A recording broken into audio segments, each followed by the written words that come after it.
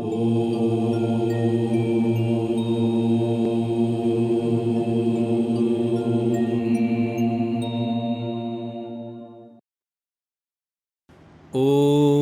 પરબ્રહ્મણે નમઃ. ભગવાન શ્રી સ્વામિનારાયણ પોતાના આશ્રિતજનોને શિક્ષાપત્રી આપી અને કૃતાર્થ કરી રહ્યા છે.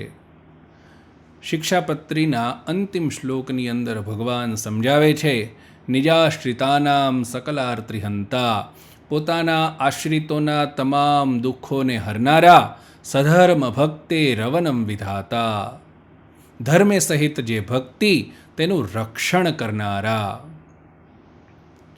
ભક્તિ આ જીવની એવી સમૃદ્ધિ છે, એવી જમાપૂંજી છે, જેનું રક્ષણ એટલું બધું મહત્ત્વનું છે કે ભગવાન પોતે એ જવાબદારી ઉપાડી રહ્યા છે કે ધર્મે સહિત ભક્તિનું રક્ષણ કરીશ.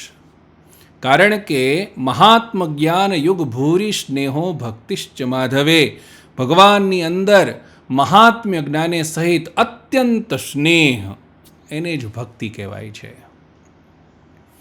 જ્યાં અત્યંત સ્નેહ જાગે ત્યાં મનને પરોવવું પડતું નથી. આપણે આંખ બંધ કરી અને થોડી વાર મનની ગતિનો વિચાર કરીએ કે વગર મોકલે, વગર કશું કહીએ મન ક્યાં જાય છે, બસ આટલું વિચારો. આંખ બંધ કરીને મનને જોવો કે મન ક્યાં જાય છે. આપમેળે મન જ્યાં જતું હોય, રોકવા છતાં મન જ્યાં જતું હોય, સમજો ત્યાં સ્નેહ છે ને છે. જો પરમેશ્વરની અંદર ભૂરી સ્નેહ, અત્યંત સ્નેહ જાગે તો જે મનની વૃત્તિઓને ભગવાનમાં જોડવાની છે એ જોડવાની વાત જ ના રહે, આપોઆપ ત્યાં ભાગે. બ્રહ્માનંદ સ્વામીના શબ્દોમાં, એના ચરણ કમળની રેખું, હું તો ધ્યાન વિના એને દેખું. આંખ બંધ કરવાની જરૂર નથી. અત્યંત સ્નેહ જાગે, જેવો ગોપીઓને ભગવાનમાં સ્નેહ હતો, એવો સ્નેહ જ્યારે જાગે ત્યારે મન આપોઆપ ભગવાનની અંદર સંલગ્ન થઈ જાય, એક તાર થઈ જાય. આવું સામર્થ્ય માત્ર એક ભક્તિમાં છે.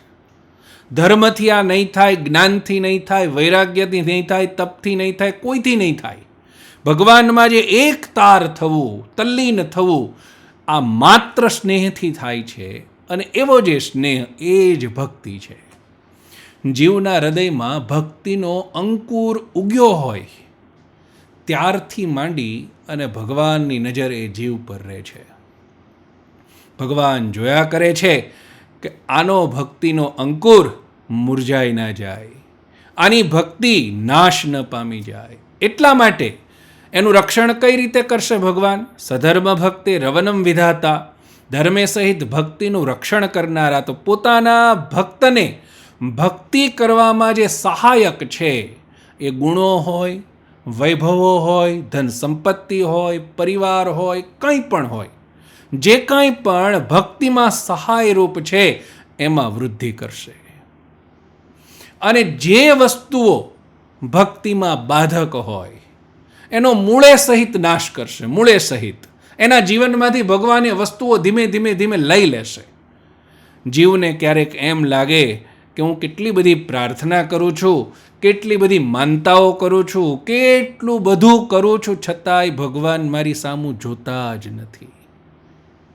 અરે ભલા માણસ, ભગવાને તારી સામું જે દિવસથી ભક્તિનો અંકુર તારામાં પેદા થયો તે દિવસથી તારા સામું જ જોયું છે. પણ આપણને રાત દિવસ આ વાતનું અનુસંધાન રહે, આપણે આ વાત ભૂલી ન જઈએ કે ભગવાન શ્રી હરિ સતત મને જોવે છે, સતત મારી ભક્તિને જોવે છે. એ ભક્તિમાં જે કોઈ બાધક છે એ તમામ બાધકને ભગવાન શ્રી હરિ રહેવા નહીં દે અને મારી ભક્તિને કંઈ થવા નહીં દે. આવું અનુસંધાન આપણને રોજ રહે ને, એટલા માટે જ આ શ્લોક આપણે રોજ બોલીએ છીએ. જીવનમાં ધન માટે પ્રાર્થના કરો, વૈભવ માટે પ્રાર્થના કરો, પુત્ર પરિવાર માટે પ્રાર્થના કરો. પ્રાર્થના જરૂરી છે, આપણે માંગવું બીજા પાસે નથી, આપણે માંગવું ભગવાન પાસે જ છે, આપણા ઈષ્ટદેવ પાસે જ છે. જેની જરૂરત છે એ માંગો, પણ એની જે જીદ છે કે આ તો મને મળવું જ જોઈએ, આ તો મારા જીવનમાં હોવું જ જોઈએ, આ જીદ આજથી જ છોડી દેવી જોઈએ. એટલે અનંત કોટી બ્રહ્માંડનું મેનેજમેન્ટ જે ભગવાન કરે છે એનાથી સારું મેનેજમેન્ટ કોને આવડે? તમારું મેનેજમેન્ટ એને પર છોડી દો. અર્જુનને ભગવાને ગીતાની અંદર આ જ ઉપદેશ આપ્યો, મયી સંન્યસ્ય મત્પરાહ. મયી સંન્યસ્ય, મારા માથે નાખી દે. તારી જે કાંઈ પરિસ્થિતિઓ છે, તારા જે કાંઈ સુખ દુઃખ છે, બધું મારા માથે નાખી દે. અને જીવ જ્યારે બધું જ પરમેશ્વર પર ઢોળી દે, બધું જ જે કાંઈ કરશે ભગવાન કરશે, અને એક તાર થઈને ભગવાનની ભક્તિ કરે છે, ત્યારે એની તમામ ચિંતાઓ પરમેશ્વર કરે છે. આવા હજારો દાખલાઓ સંપ્રદાયમાં, સંપ્રદાયની બહાર ઘણી બધી જગ્યાએ જોવા મળે છે. તો ભક્તિ એક એવું સાધન છે, ત્વયા હુતસ્તુ ભગવાન યાતિ નીચ ગૃહેરપી. ભાગવતજી લખે છે, ભક્તિને કહે છે કે હે ભક્તિ, તું જેના હૃદયની અંદર પ્રવેશ કરીને પુરુષોત્તમ નારાયણને આહ્વાન કરે, બોલાવે, એ ગમે એટલો નીચ હોય તોય એની પાસે ભગવાનને આવવું પડે. આવું સામર્થ્ય હજી સુધી કોઈ પણ શાસ્ત્રે ભક્તિ સિવાય કોઈ પણની અંદર બતાવ્યું નથી. તો ભક્તિ એક એવું તત્વ છે કે જેનું રક્ષણ બહુ જ જરૂરી છે. નમે ભક્ત પ્રણશ્યતિ, જે ભક્તિ કરે એ ભક્ત કહેવાય. ગીતાજીની અંદર ભગવાન કે મારો ભક્ત અર્થાત ભક્તિ કરનારો ક્યારેય નાશ પામતો નથી, એની ભક્તિ ક્યારેય નાશ પામતી નથી. કદાચ આ જન્મે આપણે ભક્તિ કરતા કરતા જેટલા દ્રઢ થયા, દેહ છૂટી ગયો, તો ભગવાન શ્રી હરિ પોતાની કરુણાથી, પોતાની દયાથી બીજા જન્મની અંદર આપણને એવી વ્યવસ્થા ઊભી કરી આપશે કે ત્યાંથી આપણી ભક્તિ આગળ વધશે. બીજા કોઈ પણ સાધનની અંદર આ વ્યવસ્થા નથી. યાદ રાખજો કે મેં આજે આટલું ભણ્યું છે, મેં આટલું જ્ઞાન પ્રાપ્ત કર્યું છે, મેં આટલો ધર્મ શીખ્યો છે, કે મારામાં આટલો વૈરાગ્ય આવ્યો છે, મારો દેહ પડી ગયો છે, હવે પછીથી આ વૈરાગ્ય અહીંથી આગળ શરૂ થશે. ના, એવું થતું નથી. પણ ભક્તિની અંદર ચોક્કસ એવું થાય છે. ભક્તિ આ જીવની મૂડી છે, આ આપણા જીવમાં કોતરાઈ જવું જોઈએ. ઘણીક વખત આસક્તિ અને અહંકાર, આ બે વસ્તુ એવા છે જે ભક્તિના પરમ દુશ્મન છે. પરમ આસક્તિને દૂર કરવા માટે જ ભગવાન સ્વામિનારાયણે મહાત્મ જ્ઞાન ભૂરી આવો શબ્દ લખ્યો. મહાત્મ્ય જ્ઞાને સહિત ભક્તિ કરજો.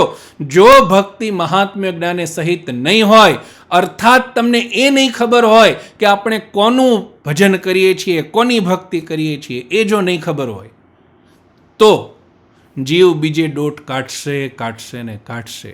બીજા પદાર્થો માટે ભગવાનને આજીજી કરશે ને કરશે, અને એ વસ્તુઓ મળતા વિલંબ થશે ત્યારે એના મનમાં ભગવાન પ્રત્યે ફરિયાદો જાગશે.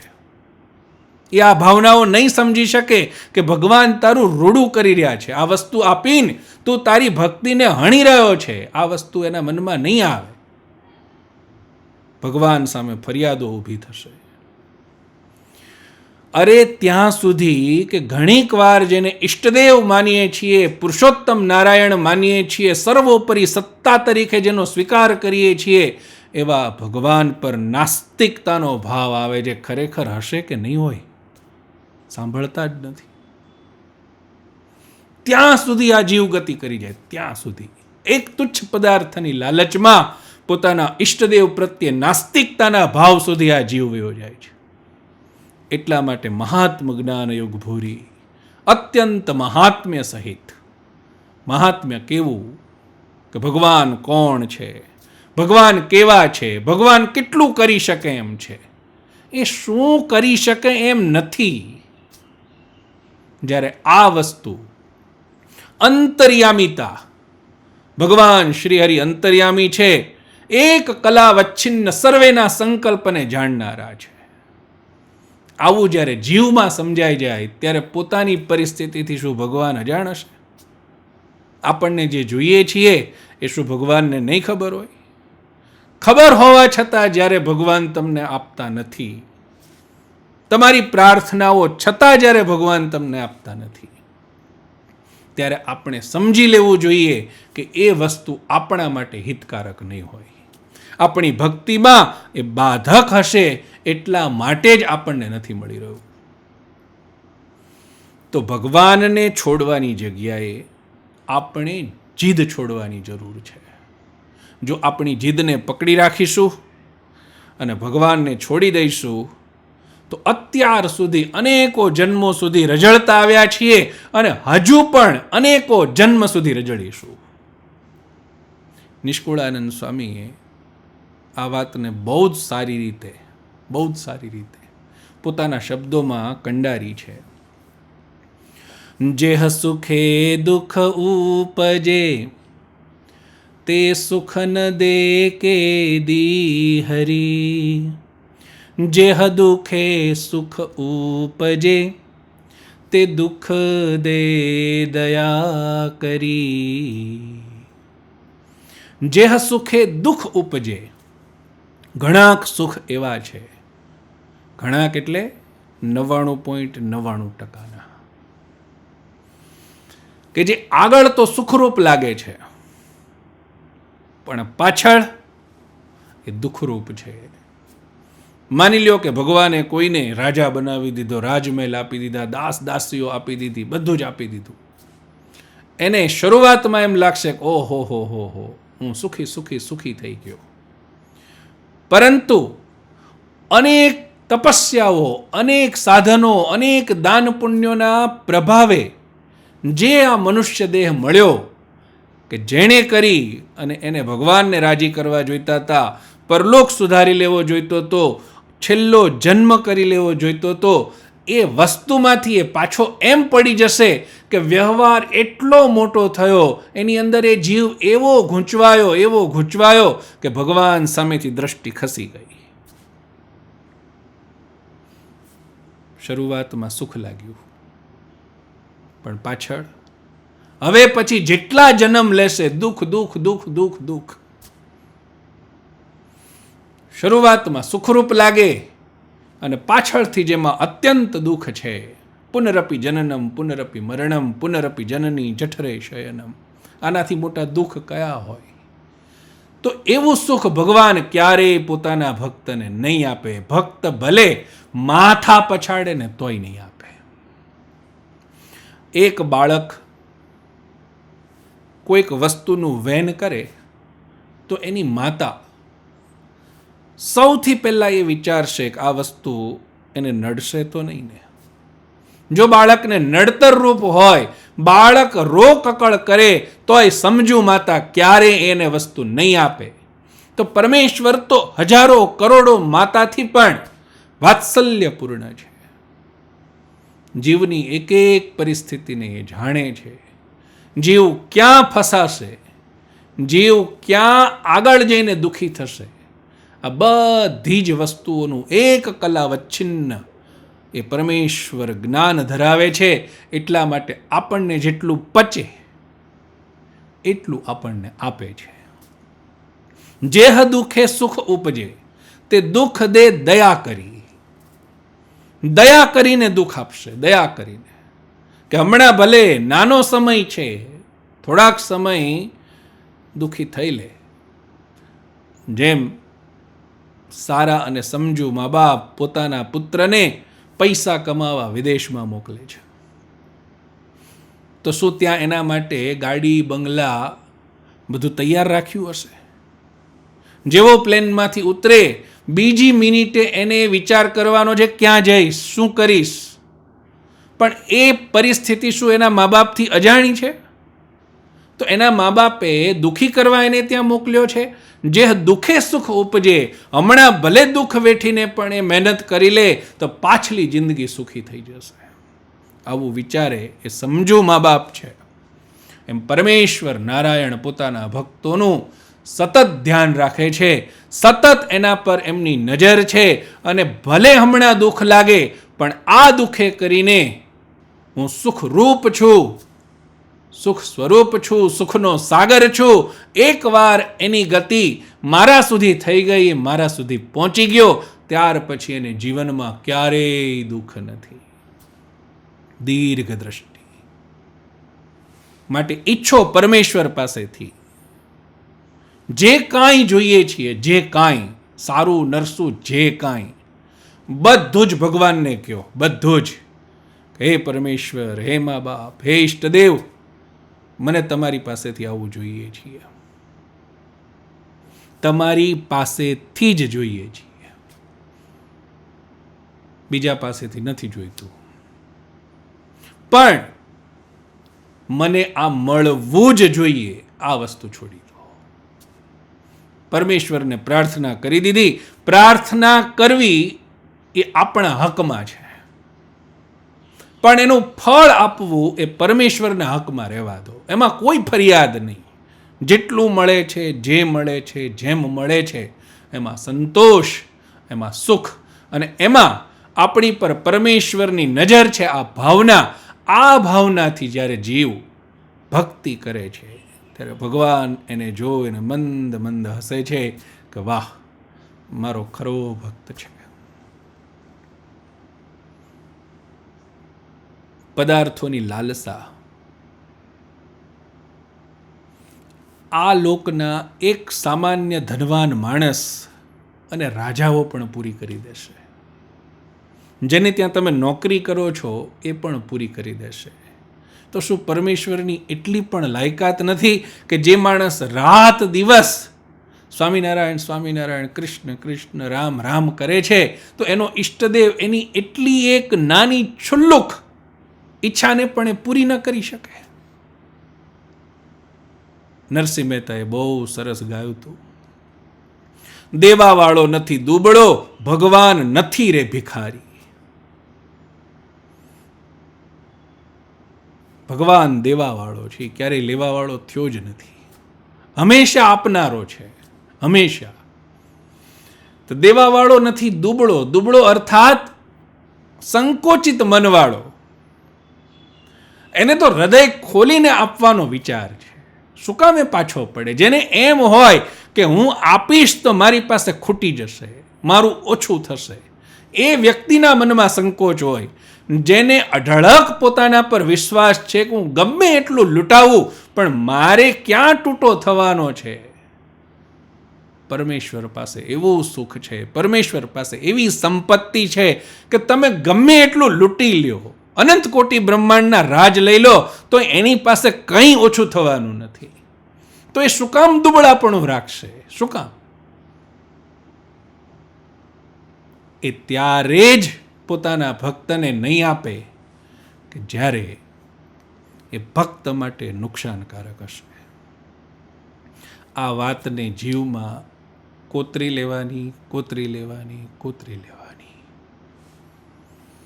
નવધા ભક્તિ કીધી છે. નવધા ભક્તિ પર અલગથી વ્યાખ્યાન કરીશું. પણ એ ભક્તિ કરવામાં જ્યાં જીવને કોઈક અવ્યવસ્થા થાય, વિશ્વાસ રાખો એ અવ્યવસ્થા ભગવાન નહીં આવવા દે જીવનમાં. તમારે ભગવાનને થાળ કરીને જમાડવા છે, તમારે ભગવાનને લાડ લડાવવા છે, તમારે ભગવાનના નામ સ્મરણ ધ્યાન કરવા છે. આ કોઈની અંદર જે પરિસ્થિતિઓ આડી આવી અને તમારા ભજન ભક્તિમાં વિક્ષેપ રૂપ હશે, એ તમામ પરિસ્થિતિઓને ભગવાન લઈ લેશે. વિશ્વાસ રાખો.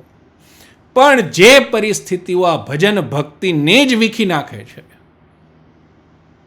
અતિ ધનવાન કર્યા અને ધનના મેનેજમેન્ટની અંદર આપણા ભજન ભક્તિના, દર્શનના, પૂનમ ભરવાના, એકાદશીઓ કરવાના, વ્રત રાખવાના, આ બધા જ ભગવાનને પ્રસન્ન કરવાના સાધનો વેર વિખેર થઈ ગયા. તો ભગવાન દયા કરીને પણ એ વસ્તુ નહીં આપે. આમ તો પરમેશ્વર પ્રારબ્ધ. પ્રારબ્ધ એટલે જીવે પૂર્વે જે કર્મો કર્યા છે અને એ કર્મો પરિપાકને પામી અને અત્યારે ફળ આપી રહ્યા છે, તો એ જે ફળ આપતા કર્મો તેને પ્રારબ્ધ કહેવાય. એની અંદર કદાચ જીવને અતિ વૈભવ, અતિ સુખ, લૌકિક સુખ લખ્યું છે કે પાછલા જન્મમાં, પૂર્વજન્મોમાં એવા કર્મો કર્યા છે કે આ વખતે એને એટલું બધું ભૌતિક સુખ છે કે એની વાત જવા દો. પણ જો એ જીવના હૃદયમાં ભગવાનની ભક્તિ અંકુરિત થઈ, ભગવાન પ્રત્યેનો સ્નેહ જાગ્યો, તો એના પ્રારબ્ધને પણ ભગવાન શ્રી હરિ મરોડીને એક બાજુ મૂકી દેશે. જો એનું પ્રારબ્ધ ભક્તિમાં વિક્ષેપરૂપ થતું હશે, એ સારું હશે તોય અને ખરાબ હશે તોય, એ બંને પ્રારબ્ધને પણ ભગવાન શ્રી હરિ એક બાજુ મૂકી દેશે. સુખરૂપ થઈને જીવ જે રીતે ભક્તિ કરે એ રીતે ભગવાન એને વ્યવસ્થા કરી આપશે. તો સધર્મ ભક્તે રવનમ વિધાતા. જીવના હૃદયમાં જે ભક્તિનો અંકુર જાગ્યો છે, જે ભક્તિ જાગી છે, એનું રક્ષણ કરનારા. પહેલા પદની અંદર આશ્રિત શબ્દ કીધો, બીજા પદની અંદર ભક્ત શબ્દ કીધો. ભક્તિ કરે એ ભક્તિ, તો પોતાના આશ્રિતોના તમામ દુઃખને હરનારા, ધર્મે સહિત ભક્તિનું રક્ષણ કરનારા. આટલું કીધા પછી ભગવાન શ્રી હરિને એમ થયું કે છેલ્લે આ જીવ અનંત કાળથી માયાની અંદર લપટાયેલો છે. એટલે ક્યારેક ક્યારેક એ ભાન ભૂલી જાય છે કે હું કોને ભજું છું, હું જેને ભજું છું એ કેટલું કિંમતી તત્વ છે. એને છોડી અને જીવ નાની નાની વસ્તુઓમાં, નાના નાના પદાર્થોમાં વૃત્તિઓ નાખતો રહેશે. ભગવાન અતિશય દયાળુ છે. ત્રીજા પદની અંદર ભગવાન કહે છે, દાતા સુખાનામ મનસેપ્સિતાનામ. મનસેપ્સિતાનામ, તમને મનમાં જે ગમે એવા સુખાનામ, સુખોને દાતા, આપનારા. તમે આશ્રિત થઈ ગયા છો, તમારા જીવનમાં ભગવાનની ભક્તિ આવી ચૂકી છે. હવે તમારે નક્કી કરવાનું છે કે તમારા મનને શું ગમે છે. આ બે સ્ટેપ જ્યારે જીવ ક્લિયર કરે છે, આશ્રિત થાય છે અને ભક્ત થાય છે, ત્યારે ભગવાન શ્રી હરિ દાતા સુખાનામ મનસેપ્સિતાનામ, એના મનને જે ગમે એવા સુખને દેનારા થાય છે. મારી સમજણ પ્રમાણે જે ખરેખર આશ્રિત થયો છે અને ખરેખર ભક્ત થયો છે, એના મનને એક જ તત્વ સુખ આપી શકે, માત્ર એના ઈષ્ટદેવ. એના સિવાય એના મનની વૃત્તિ જેટલી જગ્યાએ પણ જાય, એમાં એને ઉદ્વેગ થાય, સુખ ના થાય. ભગવાનને છોડીને ભક્તની વૃત્તિ જ્યાં જ્યાં જાય ત્યાં એને ઉદ્વેગ થાય કે મારી વૃત્તિ આટલો સમય ભગવાનને છોડીને બહાર રહી, કે આ પદાર્થમાં જોરાવરે ગઈ, ત્યાંથી એને મારે પાછી વાળીને લાવવી પડી, ઇત્યાદિ ઇત્યાદિ. બહુ સરસ શબ્દો વાપર્યા છે ભગવાને. મનસેપ્સિતાનામ, તમને મનને ગમે એવા સુખને આપનારા. એટલો ઊંડો હાર્દ છે આ શબ્દોનો કે જો ભક્તના મનની અંદર ભગવાન જ ગમતા હશે, ભગવાનના સુખ જ ગમતા હશે, તો ભગવાન કહે છે કે અમે તમને વેચાઈ જઈશું. આત્મદાય નમઃ. જનમંગલ સ્તોત્રની અંદર આ મંત્ર છે, આત્મદાય નમઃ. જે પોતાનો આત્મા આપી દે એને આત્મદ કહેવાય. પોતે સમર્પિત થઈ જાય છે ભક્તોને કે લૂંટી લ્યો મને, મારું સુખ લઈ લ્યો, લૂંટી શકો એટલું લૂંટો. પણ શરત છે મનસેપ્સિતાના, તમને મનમાં માત્ર ભગવાન શ્રી હરિ ગમવા જોઈએ, તમને મનમાં એનાથી સુખ હોવું જોઈએ. જો એ સુખથી તમે ભાગો છો, જો એ સુખથી તમે ધરાઈ ગયા છો, જો એ સુખ હવે તમને અતિરેક કરી રહ્યું છે, તો પછી ભગવાન લૌકિક સુખને આપવામાં પાછા નહીં પડે. દયા કરી અને જે કંઈ જોઈતું હશે નાની મોટી વસ્તુ પદાર્થોની આકાંક્ષાઓ હશે પૂરી કરશે. પણ ભગવાન શ્રી હરિ એટલું જરૂર વિચારશે કે સમજી સમજીને આ કેટલું મને સમજ્યો. આની સમજણ ક્યાં સુધી પહોંચી? ઝાપા સુધી. જ્યારે જીવ સમજણપૂર્વક ભગવાનને ભજે છે, ભજવા કરતાંય જે જીવ ભગવાનને સમજે છે કા કોણ છે, ત્યારે એની ગતિ એવી થઈ જાય છે કે એ ધારે તોય એ બીજી જગ્યાએ સ્નેહ કરી શકતો નથી, સ્થિત રહી શકતો નથી, ભગવાનને છોડી શકતો નથી. મને બહુ જ ગમે છે વૃત્રાસુરની કથા, બહુ જ. અસુર છે પોતે. અસુર શબ્દથી શાસ્ત્રએ ત્યારે જ સંબોધન કર્યું હશે કે જ્યારે એના કામ નહીં સારા હોય, એના કર્મો સારા નહીં હોય, એનામાં ઉપાસના નહીં હોય, સત્પુરુષોનો સંગ નહીં હોય. અસુર શબ્દ ક્યારે પ્રયોજાયો હશે? પણ એ છતાંય યુદ્ધ થયું. યુદ્ધની અંદર વૃત્રાસુરને લાગ્યું કે હવે હું જીવિત નહીં રહી શકું, મારા પ્રાણ જવાના છે. નક્કી વાત છે. બે હાથ જોડીને ભગવાનને પ્રાર્થના કરી છે. ક્યારેક ટાઈમ કાઢીને ભાગવતજી ખોલી અને વૃત્રાસુરની પ્રાર્થનાને જરૂર જરૂર જરૂર વાંચજો. એટલી બધી શીખ આપે છે, એટલી બધી શીખ આપે છે. ભક્ત કેવો હોવો જોઈએ? નનાક પૃષ્ઠમ ન ચ પારમેષ્ઠ્યમ ન સાર્વભૌમમ નરસાધિપત્યમ. ભગવાન શ્રી કૃષ્ણને કહે છે કે હે કૃષ્ણ, નનાક પૃષ્ઠમ, મને સ્વર્ગ નથી જોઈતું.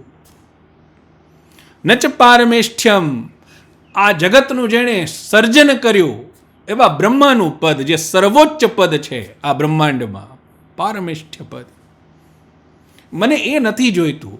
જ્યાં કોઈ સુખનો અભાવ જ નથી એવું પદ છે. એ છતાંય નનાક પૃષ્ઠમ, સ્વર્ગ નહીં, ન ચ પારમેષ્ઠ્યમ, પારમેષ્ઠ્ય પદ નહીં, ન સાર્વભૌમમ, આ પૃથ્વી પર એક ચક્રવર્તી સમ્રાટ હોય જેની ઈચ્છા વિરુદ્ધ કોઈ કંઈ ના કરી શકે એવું સાર્વભૌમ રાજ્ય નથી જોઈતું. નરસાધિપત્યમ, પૃથ્વીની નીચે જેટલા લોકો છે પાતાળ સુધીના, એ તમામનું આધિપત્ય નથી જોઈતું. તો યોગ સિદ્ધિઓ જોઈએ છીએ. ન યોગ સિદ્ધિ પુનર્ભવમ વા. ઉપરની જે લાઈનો છે ને, સ્વર્ગ નથી જોઈતું, બ્રહ્માજીનું પદ નથી જોઈતું, ચક્રવર્તી સમ્રાટનું પદ નથી જોઈતું, રસાતળ, તળાતળ, પાતાળ સુધી કોઈ પણ રાજ્ય નથી જોઈતું. આ સામાન્ય પરિસ્થિતિઓ છે. જ્યારે જીવ બહુ જાજુ વિચારી ન શકતો હોય ને ત્યારે આ બધું માગે. પણ જ્યારે ભક્ત થાય ને ત્યારે શું માગે? યોગ સિદ્ધિ માગે. મનની ચંચળતા દૂર કરી અને મારું મન સ્થિર થાય આવું માગે. યોગની સિદ્ધિઓ માગે. અથવા તો અપુનર્ભવમ, મારે આ સંસારમાં જન્મ મરણના ચક્કરમાં નથી આવવું, આ માગે. વૃત્રાસુર કહે છે હે કૃષ્ણ, મારે ન યોગ સિદ્ધિ રપુનર્ભવમ વા, કે યોગ સિદ્ધિઓ અને અપુનર્ભવ અર્થાત આ સંસારમાં ફરી ન આવવું તે એ પણ નથી જોઈતું. સમંજસત્વા વિરહય કાંક્ષે, એક તમને મૂકીને, એક તમને છોડીને આ એક પણની મને આકાંક્ષા નથી. આ વિચારધારા જે દિવસે પ્રગટે કે ભગવાન તમને મંજૂર હોય તો તમારી ભક્તિ સાથે આ દુઃખમય દુનિયાની અંદર વારંવાર જન્મ લેવા હું રેડી છું, તૈયાર છું. પણ ભક્તિ મારા હૃદયમાંથી ન જોવી જોઈએ. તમારા પ્રત્યે મારું જે સ્નેહ બંધન છે એ સ્નેહ બંધન ક્યારેય ન જોવું જોઈએ. આવી જ્યારે ભક્તની ભાવના થાય છે ત્યારે ભગવાન એટલા રાજી થાય છે, એટલા રાજી થાય છે, એટલા રાજી એકેય વસ્તુથી થતા નથી. એટલા માટે જ શાસ્ત્ર કહે છે કે ભગવાનને પ્રસન્ન કરવાનું જો કોઈ સૌથી શ્રેષ્ઠ સાધન હોય તો એ ભક્તિ છે. તો દાતા સુખાનામ મનસેપ્સિતાનામ, મનથી ઈચ્છેલા તમામ સુખોને દેનારા. આપણે નક્કી કરવાનું છે કે આપણે મનથી કોને ઈચ્છીએ છીએ. આ બધી જ વસ્તુ પર આસક્તિ અને અહંકારનું પાણી ન ફરે ને તો જીવ ધીમે ધીમે ધીમે બધા જ પગથિયા ચડી જાય છે. પણ આસક્તિ અને અહંકાર આ બે વસ્તુ એટલી ખરાબ છે કે જ્યાં બી જીવ પહોંચ્યો હોય, જેટલા બી પગથિયા ચડ્યો હોય, ત્યાં લીલના રૂપમાં આ બે વસ્તુ ત્યાં પ્રગટ થાય છે. માણસને ઊંધે માથે પછાડે છે. સૌરાષ્ટ્રની અંદર પાનબાઈના ભજનો ગવાય છે. ભક્તિ રે કરવી તેને રાક થઈને રહેવું પાનબાઈ, મેલવું અંતરનું અભિમાન રે.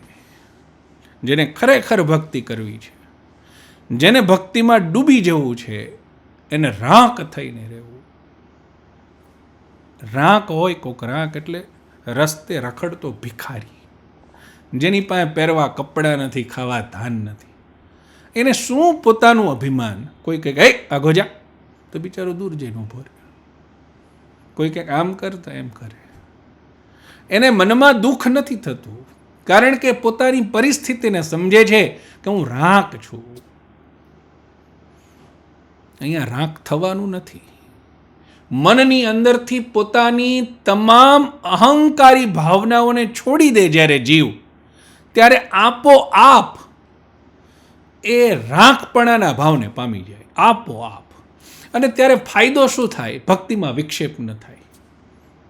બહુ મજાની વાત છે. જ્યારે જીવ અભિમાન છોડી દે, આપણને ભક્તિમાં વિક્ષેપ ક્યારે થાય છે કે આપણા મનની અંદર સતત સ્વામિનારાયણ સ્વામિનારાયણ સ્વામિનારાયણ શરૂ છે, અને કોઈ આવે ને કે ભાઈ તમારામાં કાંઈ છે કે નહીં બુદ્ધિ જેવું? બસ અહંકારને ઠેસ વાગી, અહંકાર જાગ્યો, ગુસ્સો આવ્યો, મને આમ કીધું. હવે ભગવાન એક બાજુ પડ્યા રહેશે અને એના જ આંદોલન જીવની અંદર, મનની અંદર એવા વણાશે, એવા, અને આમ કરી નાખું, તેમ કરી નાખું, આમ તેમ, ઠીકડું પૂછડું, બધું કેટલું બધું. એ જેટલા સમય સુધી મનની અંદર એ ભાવનાઓ ચાલશે એટલા સમય સુધી પરમેશ્વરથી એ જીવ દૂર રહેશે. પણ જો એ અહંકારની ભાવના ન હોય તો કોઈ ગમે એમ બોલે. ગૌતમ બુદ્ધ, ભગવાનના જીવનનો આ પ્રસંગ બહુ અદ્ભુત છે. એક વૃક્ષ નીચે બેઠા છે ગામના પાદરમાં. ગ્રામજનો આવ્યા છે, એને સદબોધ આપે છે. ગામની અંદર એક નાસ્તિક નાલાયક જીવ, એને આ ગમતું નથી. ગામમાંથી આવ્યો, ભગવાનને મન ફાવે એમ ગાળો આપવા માંડ્યો, મન ફાવે એમ. બુદ્ધ એની સામું ધ્યાનથી જોઈ રહ્યા. એમના મુખ ઉપર એક રેખાનો ફરક નથી. બહુ ધ્યાનથી. થોડી વાર પછી પેલાને એમ થયું કે હું ક્યારનો બોલ કરું છું અને કંઈ અસર જ નથી. થાકી ગયો, જતો રહ્યો. ભગવાનના પ્રિય શિષ્ય આનંદ કરીને બાજુમાં બેઠેલા પેલો જ્યારે જતો રહ્યો ત્યારે આનંદે કીધું કે હે ભગવાન, તમે સર્વશક્તિમાન છો. માત્ર એક સંકલ્પ કરો ને તો આવા જીવનું ક્યાં કાસળ નીકળી જાય ને ખબર બી ના પડે. તમારામાં અદ્ભુત ક્ષમતાઓ છે. એ છતાંય આવા એકદમ હલકટ જીવનું અપમાન તમે સહન કરો છો. બુદ્ધ હસ્યા. બુદ્ધ કહે છે, આનંદ, હું એ જોતો હતો કે આની દુકાનમાં કયો માલ ભર્યો છે. જેની દુકાનમાં જે માલ ભર્યો હોય એ જ વેચશે ને, એ એનું જ માર્કેટિંગ કરશે ને. એની દુકાનમાં માત્ર ગુસ્સો, અહંકાર, દુર્ભાવનાઓ આ જ ભર્યું હતું. એ જ વેચી રહ્યો હતો. દુકાનવાળા તો ઘણા છે, વેચવાવાળા ઘણા છે, પણ લેનારા આપણે છીએ. આપણે નક્કી કરવાનું છે કે એનો માલ લેવો કે ન લેવો. મને એની ખપત નહોતી તો મેં ના લીધો. આનંદે બે હાથ જોડ્યા. ભગવાન, આ શીખવા જેવું છે. ભક્તિ રે કરવી તેને રાંક થઈને રહેવું પાનવા.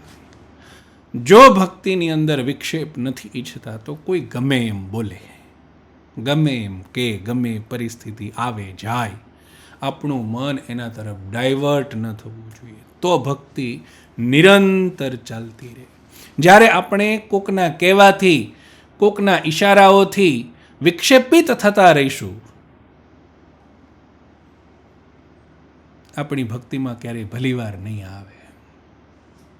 અરે કેટલાક મહાનુભાવ તો એવા છે કે એને એટલું કહે ને કોઈ કે તમે સ્વામિનારાયણિયા છો,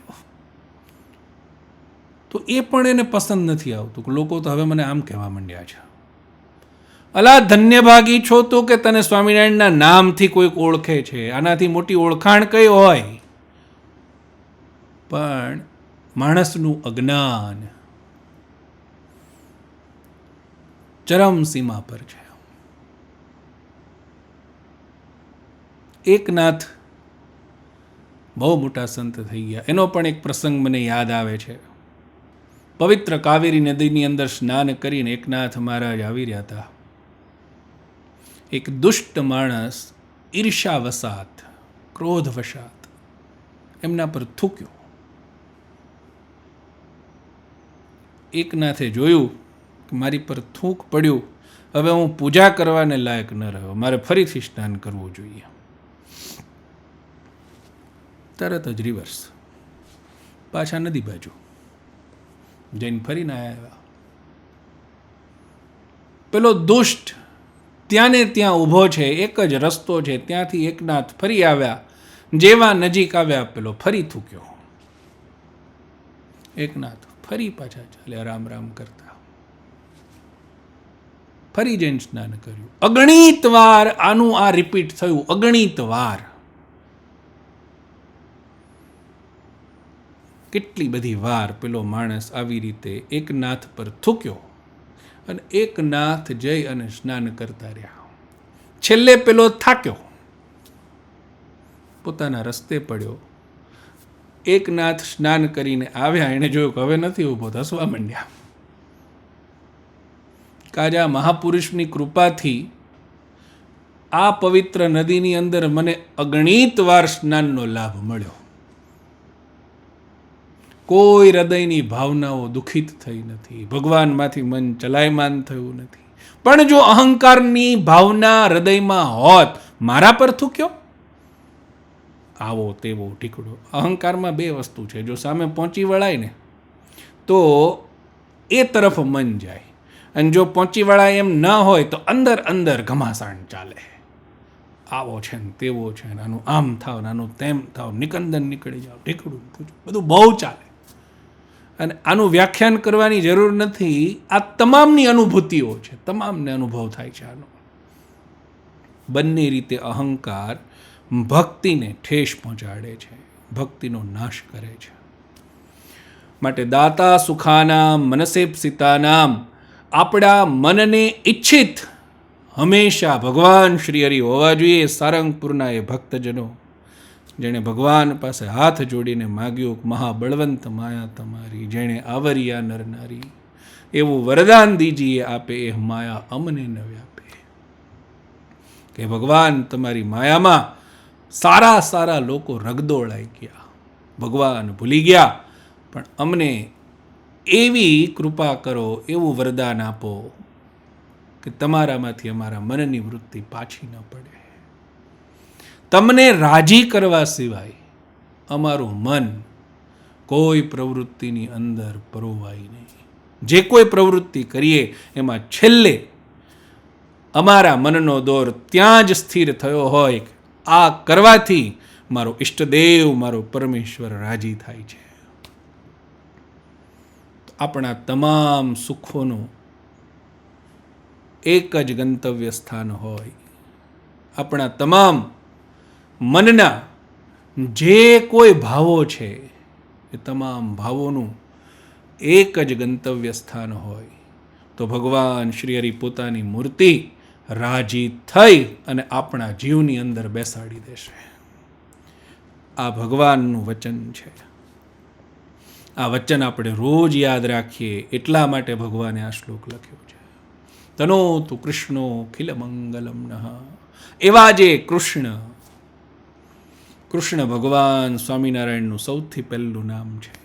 અને મેં વ્યાખ્યાનમાં કીધું હતું કે પોતાના ભક્તજનોની મનોવૃત્તિને પોતાનામાં જે ખેંચી રાખે એને કૃષ્ણ કહેવાય. આ ભગવાનની એક કૃપા છે, મહાકૃપા જેને કહી શકીએ.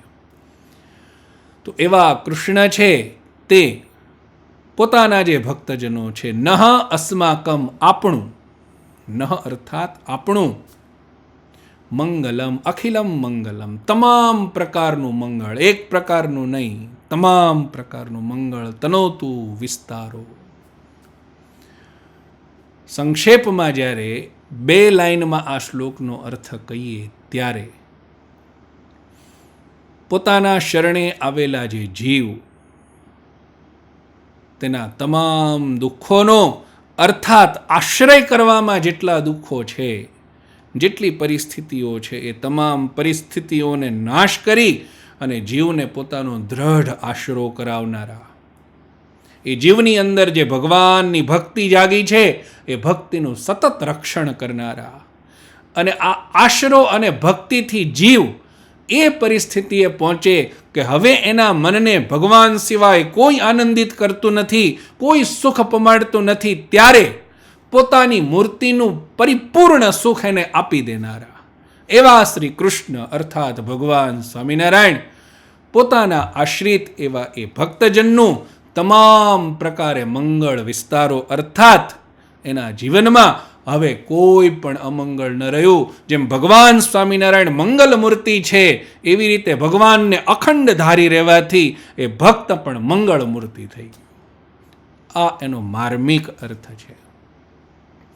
આમાં જેટલી કંઈ વાતો છે, જેટલા કંઈ રહસ્યો છે, એને આપણે નિત્ય સંભાળી રાખીએ. નિત્ય ને નિત્ય એનું અનુસંધાન રહે.